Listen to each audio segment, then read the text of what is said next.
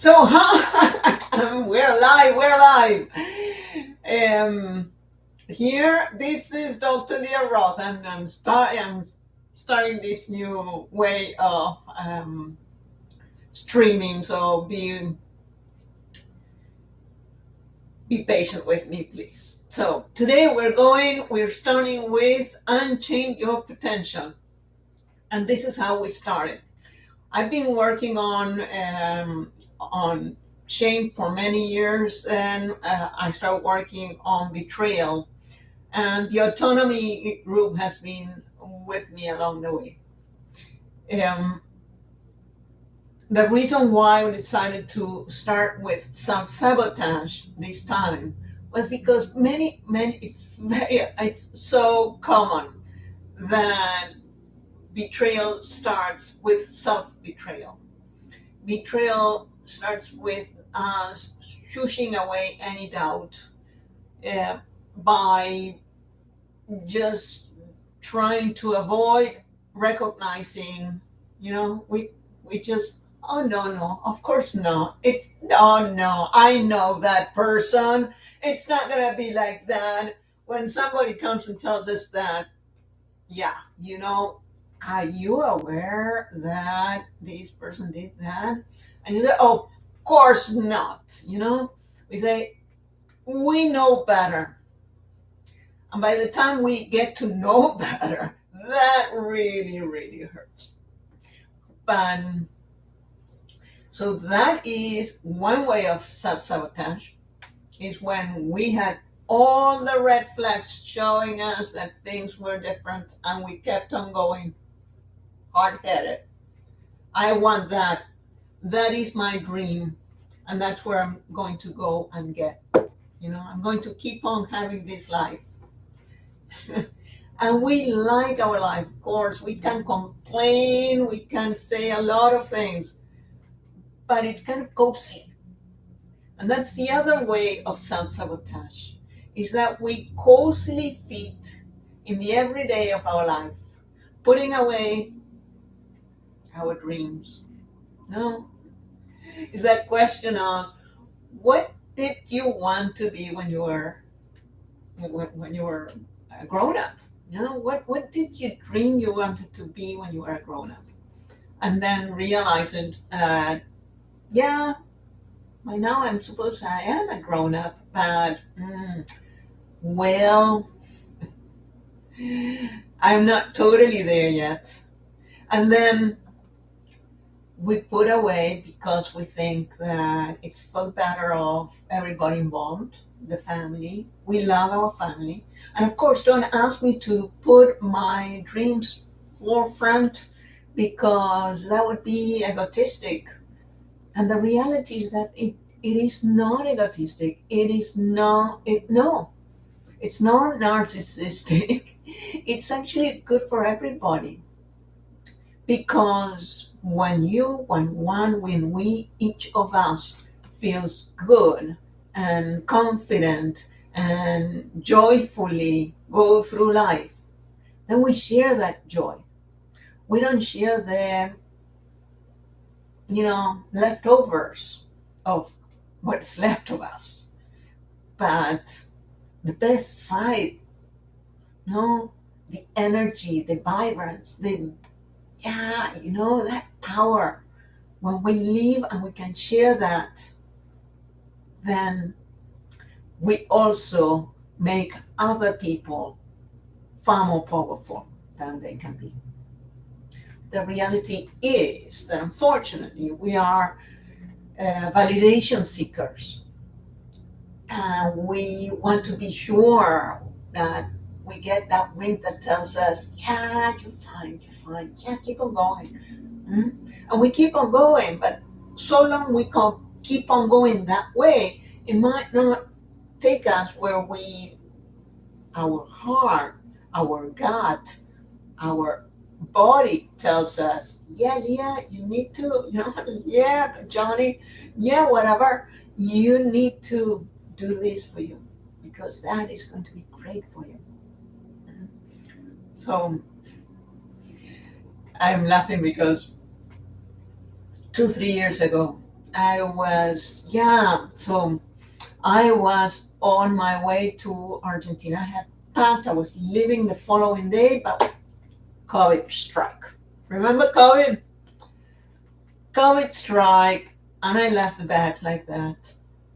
And I left them like that like 2 years because it took me like 2 years to go get back into my flight back to Argentina. But I remember this. I remember my gut was telling me, Leah, you're going to need a whistle. A whistle, you know? So I want got a whistle. Leah, you're going to need a stop door. A stop door. Okay, all right. I'll get a stop door. I added all these things to the bag.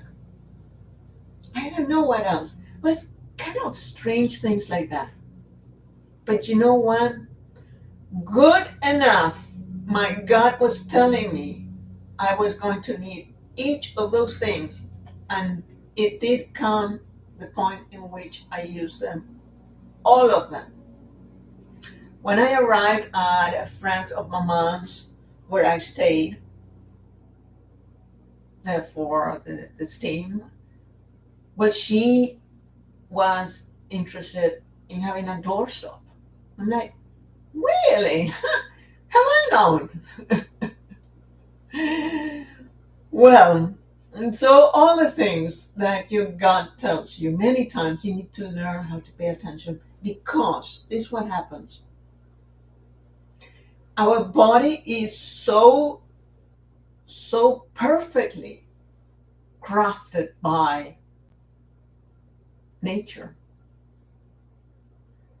that maybe we need to learn how to listen because but this is a different language. It's not the rational language that says, no, Lee, of course you're not going to use outdoors. Why would you ever travel to, the opposite side of the world with a whistle and a doorstop? Come on, be rational. When you're rational, you are not paying attention. And when you're rational, you let a lot of things go. You start craving that wink that everything's okay. When the reality is you're walking farther and farther away from your path. The path that fulfills you, that makes you leave a mark, maybe not in the financial market, but in the hearts of those that you leave behind. And that is the best legacy we can leave. The one that says, wow, what parents did I ever? How lucky I am to have the parents I had. And I say that every day. I'm confident about that.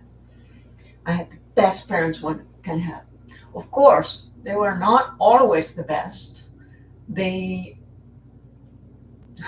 tried. They tried. They were open. They were sincere. They were optimistic. My parents, and that's the legacy they left me. And that's the legacy we can all leave to those that are around us today and forever. And that's the biggest thing we can do. So, betrayal. Betrayal Betrayal is not always trauma. Betrayal is when we I'm thinking in Spanish here, patear en contra, we say. When we go against our best interests, that's what betrayal is. And it's not done just by those that we trust, those that are close to us, but by us ourselves. We can be the first ones, and that's why Unchain Your Potential starts with that. In fact, this is how Unchain Your Potential will start tomorrow. And I'll start by sharing a story, a true story, of me walking with a friend And tell me if you haven't been there.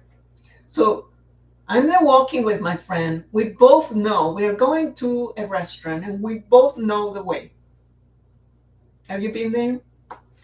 We both know the way, but I let her guide me and she lets me guide her.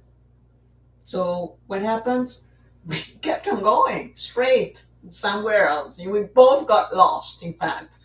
And that's what we do. We do with that. That's the best. I mean, I was like, when this happened, I was like, oh yes, of course. This is so the example of what self betrayal is. Because in self betrayal, we let others take on the lead of our lives. But my life is mine. So, and your life is yours. And we can meet, we can negotiate how that happens.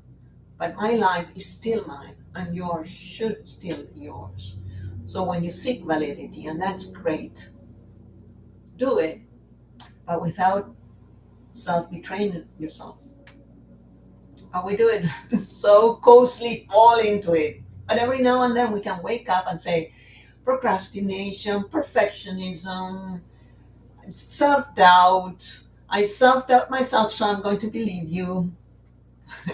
That happens so much, especially with gaslighters. When you talk to a gaslighter and you say, oh, so reality, so that's what happened.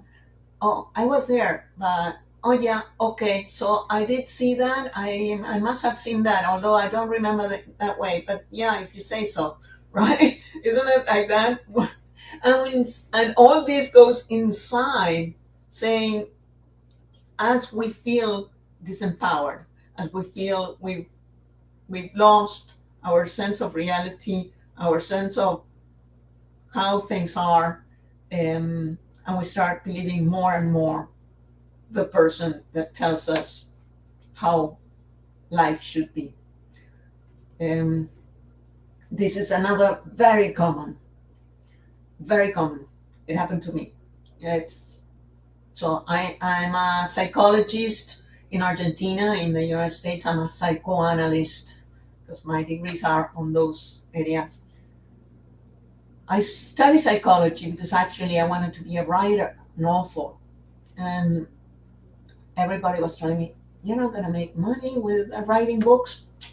No, who makes money writing books? Yeah? So you have to have a trade.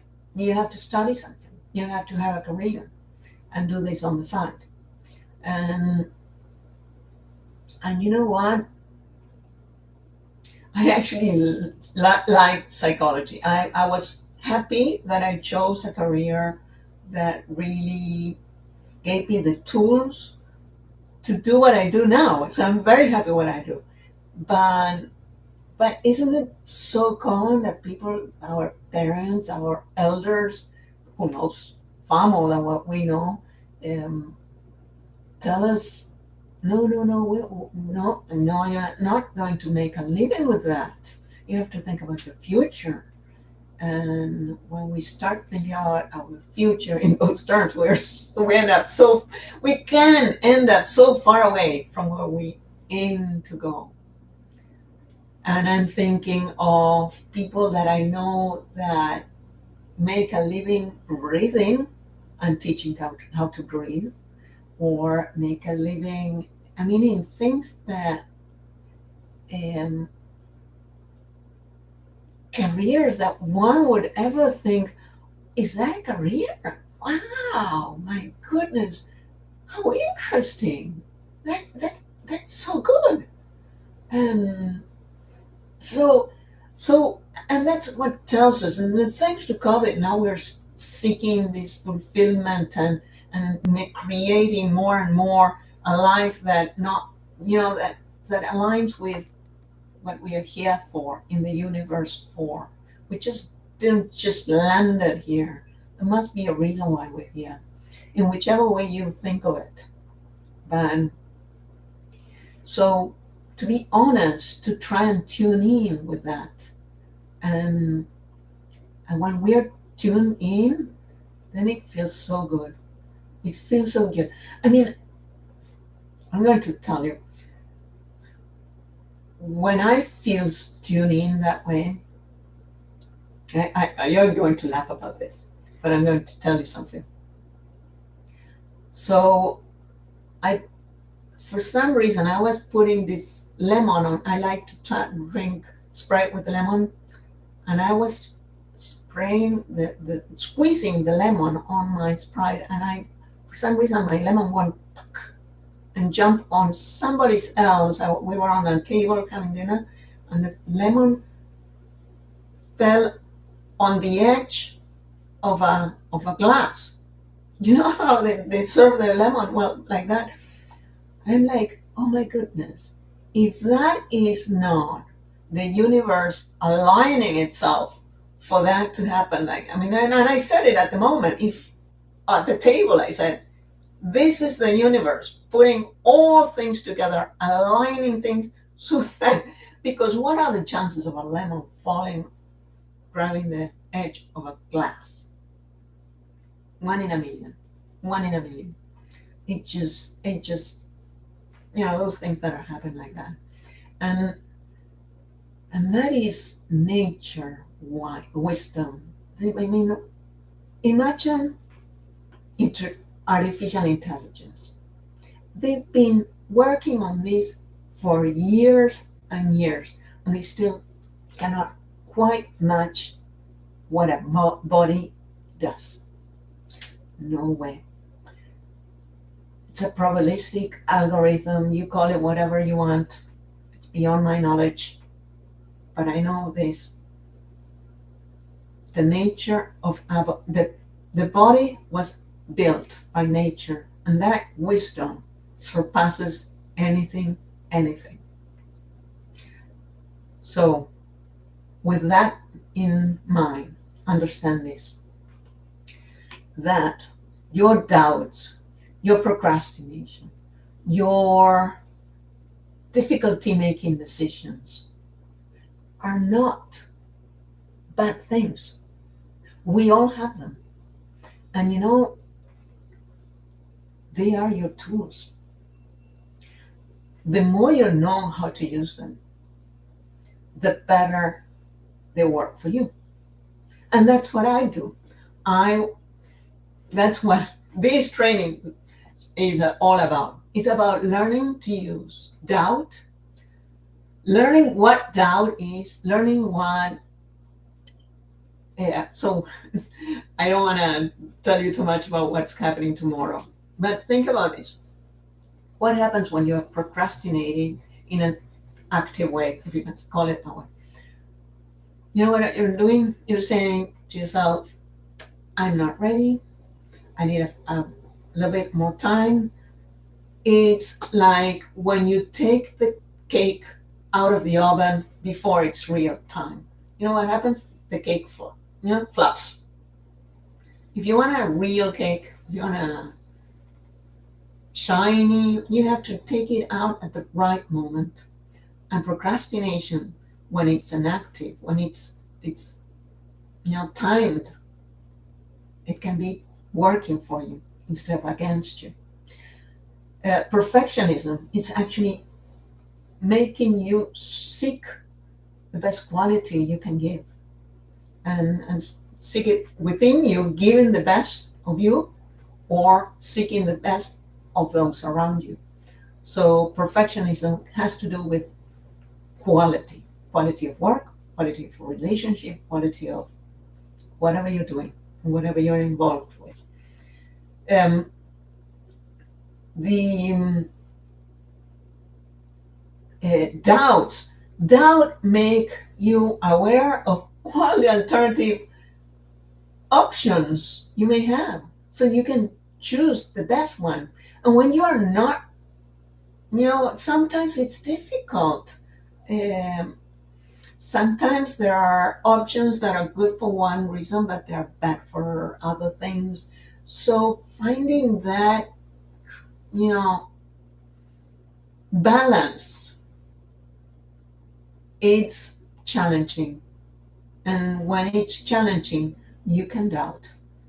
You can say, I need a little bit of time. It might fall under the umbrella of procrastination, but it's an active procrastination sometimes.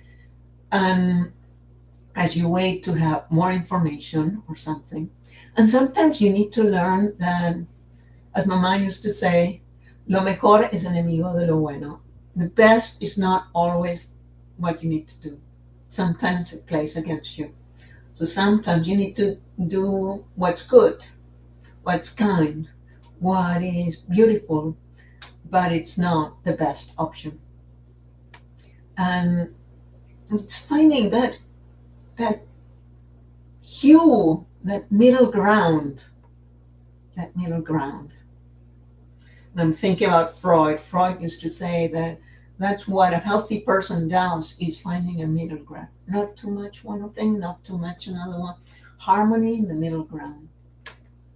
And so sometimes overcommitting is when you say, hey, I have too many responsibilities, and you start getting, sometimes that happens, right? You say, oh my goodness, don't, oh, I don't want you, no, don't think about me, please.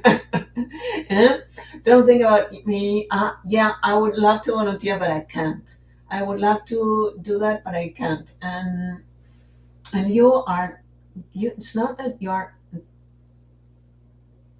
don't want to take another responsibility. It's that you know that taking another responsibility might make you overreaching. No, we cannot do everything for everybody. And we need to learn to do a little bit for us, so we are not self-sabotaging. And that's what it's all about. It's about finding kindness in the world, finding the empowerment so that we can make others feel eager to be part of this world as well. And so, what else can I tell you? Um, so, if you want to find the empowerment, if you want to find that beautiful place in the world in which you overcome self sabotage, overcome the betrayal that you might have suffered from others, infidelity, when people tell you one thing and do another one, or when you tell a friend a secret, and they turn around and everybody knows about this without you, I'm like, what? You told everyone? Yes. Wow. Anyhow, there is so many ways of betrayal that this is the reality. The reality is that betrayal is part of life. Whether we decide to name it that way or not, it's different. But betrayal is just common ground. It happens so easily that it happens. And I'm writing a book about it, which will bring light in a way I haven't found in other books I've read about it. So, and probably because of my psychoanalytic training. But from that point of view, betrayal is just impossible to avoid. Everybody has it. Everybody has gone through it. And we can decide, because this is the choice we have, whether we call it away or not. Say, no, that is too strong of a word for me. A friend told me the other day that one. It's too strong of a word for me. Can we call it something else? I'm like, I don't know. I call it away. I'm so used to call it away. I cannot even think about using another word, which doesn't quite, it's just about, for me, it's just use this word because that's the closest to the reality. And although it might be too strong, the reality is the emotion is too strong too. So wouldn't we be honest to name things with a proper word? I don't know. Otherwise, are we falling into this self-sabotage in which we minimize, deny, project, close our eyes, decide to, no, I know better. as I said before. So, um, so if you want to find that the world has meaning for you, once again, because the betrayer hurt you so deep and so strongly that your world just crumbled. Like, what is it called? I'm sorry. My Spanish and my English sometimes mix up. Um, San arenas movedizas. How do you say that? Anyhow, so when we are walking on the world on steady ground, and then betrayal happens, and we fall apart, and we fall into this abyss in which nothing makes sense anymore, and well, we hide away. Well, we hide away. We cannot find the words to actually express how we feel, and it hurts so much. We might end up huffing and puffing, and we might end up using words that are not words. They are just ground, noises more than anything. Um, and in my case, it hurts so close because betrayal happens with those that are close to us, those that we know how they behave. So, and we know them so well. We know how they relate to us. We just know them. We know them. We place trust. This trust is this consistency of behavior in which I know who you are and I know what to expect from you. And I have hopes that you will do what's right and you're not going to hurt me. But then again, you spilled the beans, and that was something I wasn't expecting. And when I'm with you, I bring all my defenses down. I kind of relax, no, because I'm with you. We are okay. We used to be okay. We were fine. But why didn't I keep all my defenses? Why did I let all those things go by? All those questions. I did have questions, but I let them go by. Why?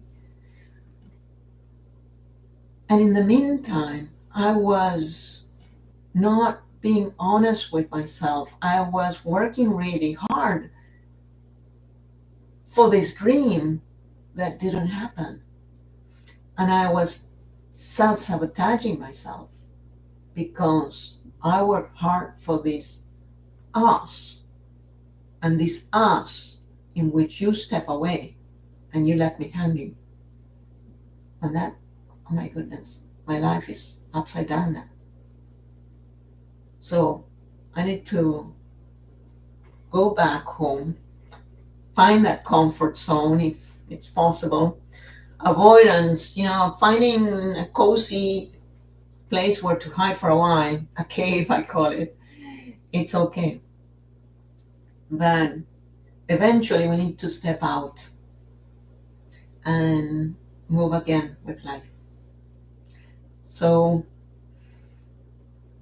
with that in mind, right now, tomorrow, we're going to start with self-sabotage. I mean, we are already starting with self-sabotage, me talking to you about it. And as I said, we're going to go through the different videos. The first one telling you the story about me walking with a friend and learning how easy it is to give somebody else the reins of our life, the direction of our life.